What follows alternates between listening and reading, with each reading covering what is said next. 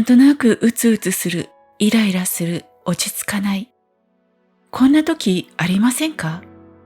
そんな時どうしてますか？楽しいことや嬉しいことで紛らわそうとし、友達、買い物、お酒などで一時的には気分が晴れても根本解決には至らない。そんな方多いと思います。でも憂鬱感はほんの数分で自分だけでいつでもどこでも簡単に消えるとしたらどうでしょう？試してみましょう。ほんの1分でもいいので感覚に集中します。目を閉じて、肩の力をぎゅーっと入れてはーっと吐き出しながらストーンと力を緩める。肩、首の力をふわーっと緩め、奥歯の噛み締めもほどいて、眉間もふわーっと柔らかく、その緩んだ感覚を感じます。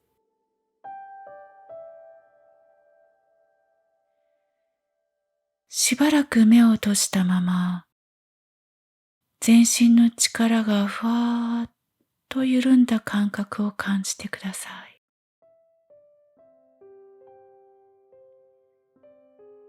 どうでしょう？ほんの数分ですが、なんとなく心が穏やかになったような変化を感じられたと思います。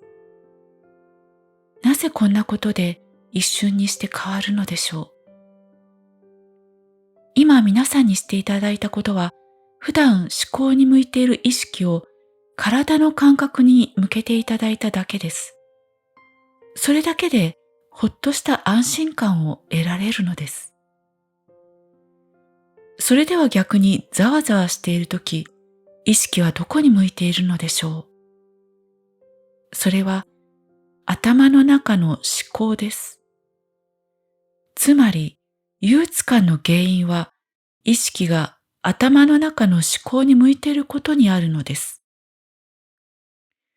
これでいいんだろうか、なんか間違ってるだろうか、どういう意味があるんだろう、なんて声が頭の中で流れているときは、おそらくなぜかざわざわそわそわ落ち着かない。それに対して旅行に行って今まで見たことのない景色を見たり、温泉に入ったり、体験したことのないことをするととてもリフレッシュするのは、意識が今ここの五感の感覚に集中するからです。私たちは憂鬱感があるとき、外側で起きる出来事に要因があると思いがちですが、実は過去の出来事によって生じた思考や感情に意識がとらわれてしまうことが要因なんです。そうか、じゃあもう考えないぞと思って、しばらく考えないでみてください。おそらくすでに頭の中にいろんな思考が出てくると思います。それはなぜでしょう？ここで少しだけ脳のお話をします。脳にはご存知の通り、脳神経細胞たちがつながり合う回路があります。その複雑な回路に刺激が流れるたびに、実は同時に回路に栄養が与えられるのです。簡単に言うと、使われるたびに栄養が与えられる、そして強化される。使わない回路は栄養がもらえないので、時には分解されてしまいます。つまり、使う回路ほど成長するのです。思考も脳においてはもちろん同じです。私たちが何かを考えれば考えるほど、その思考の回路はより強い回路になります。ですから私たちが自分についてぐるぐる考え続けていることを毎日繰り返してきたので、かなり強化された回路になっています。この太く強靭な思考の脳神経回路が考えたくなくても繰り返し思考させられてしまう要因です。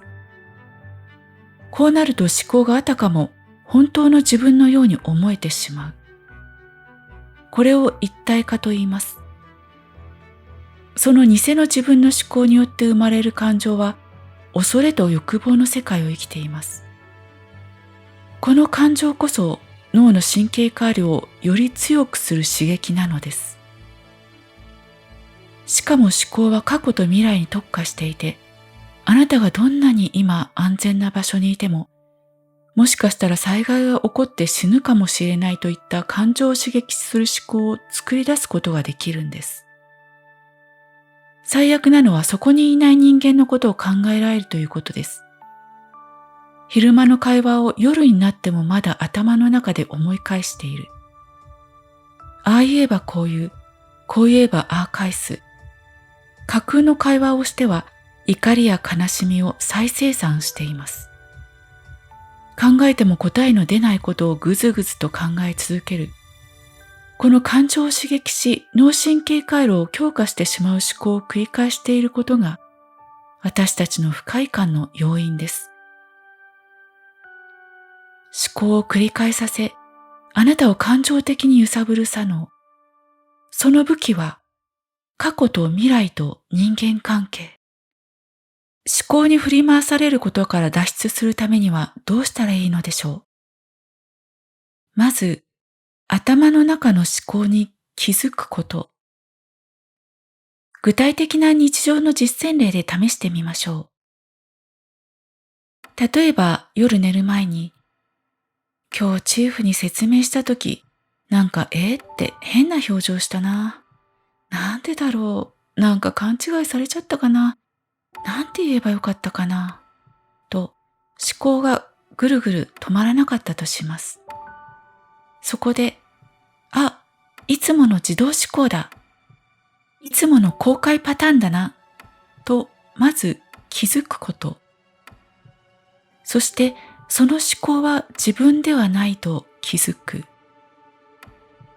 出来事に対していつも自動で反応する思考と感情パターンだと気づく。ここで深呼吸。体の力をふーっと緩めて、そしてその思考と感情に気づいている。なんでいつも私ってくよくよしちゃうんだろうってご自分を責めなくていいのです。なんて返答したらよかったんだろうと思考で答えを出そうとしなくていいのです。ただそんな思考が出てきているなぁ。そんな思考は私ではない。後悔する感情、自己否定の感情があるなぁ。感情は私ではない。これは単なる出来事に対する自動反応システム。私はいつもくよくよする人ではない。単にくよくよ脳神経回路が太くなっているだけ。ただ気づいているだけで思考や感情はいずれ消えていく。そして意識を思考から今ここの五感の感覚に切り替える。そのためにネトジュンさんの思考が消えた時のあの特別な呼吸、そう、エレベーター呼吸がよく効きます。この呼吸で思考の回路に刺激が流れるのを一時的に止め、その繰り返しでいずれ思考の回路から感覚回路へスイッチが切り替わる。言ってみれば筋トレのようなもので、毎日繰り返すことでだんだんと鍛えられます。特に思考がぐるぐるして眠れないとき、この呼吸に集中すると効果的です。ではここで一緒に行ってみましょう。まずは自然なゆっくりとした呼吸をします。深呼吸とともにお腹の中にエレベーターの丸い床が上がったり下がったりするところをイメージします。床はイメージでできていて、透明でも光の床でも金属質の床でも何でも OK です。自然に思い浮かぶもので行います。エレベーターの床はペットボトルの蓋ほどの大きさで、首の内側から始まり、お腹の大きさに合わせて大きくなります。エレベーターが動くとき、お腹の中は空間になっていて、内臓は通過します。吸う息に合わせ、首の内側から胸、みぞおち、お腹の底へスーッと下がり、お腹の底に着地して止まります。吐く息に合わせ、お腹の底からみぞおち、胸、首の内側へとスーッと上がっていきます。呼吸に合わせて、スーッと下がり、スーッと上がる。吸って、吐いて。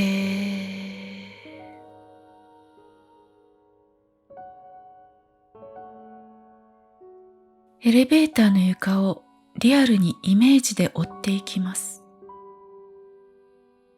お腹の内側を優しく撫でていくように、その動きと感覚をしっかり意識します。しばらくご自分のペースで繰り返してください。回数や時間に制限はありません。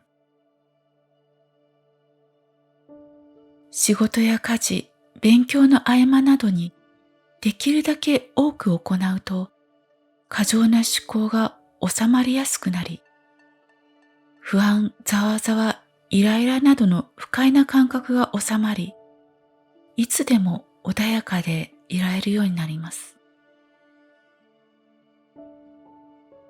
これは意識をお腹に下ろす呼吸です。お腹を意識するための呼吸です。エレベーターの床の動きを意識することで、脳から脊髄を通ってお腹の中に伸びている自律神経を意識で刺激します。自律神経は右脳とコンタクトを取りやすいポイントです。